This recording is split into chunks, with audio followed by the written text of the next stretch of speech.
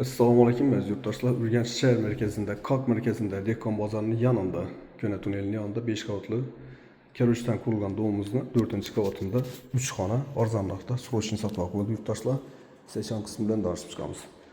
3 xonadan tashqari ishning dalonning mestosi ham bor. Bu yoqda 2 metr 6 metrlik veranda. Bu yonimiz zal, bu yonimiz katta spalni, bu yon tarafimiz spalni. Asli ko'p turgan yurtdoshlar. Oyoq teglarimiz pol. Hem yeri birini tapsan kılıp oturalım mesela kol koyup dolayıp taşla.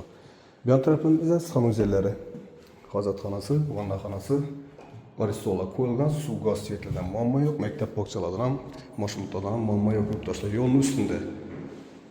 Birimiz spalni. Otoplaniyasına ega. Birimiz zal.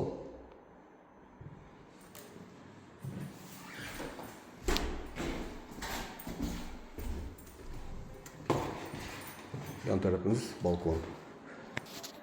Domimiz ışıktan kurulgan Dehqon bozorining manglayında bir yan tarafımızda Enşin Nikoladovga ko'ptala mestosi bor ekan. Yurtdoshlar bahosini keladigan bo'lsak 430 milyon so'm. Ekranda ko'rsatilgan nomerlarga chiqaverasizlar. Sog' bo'linglar, ishlaringizga omad.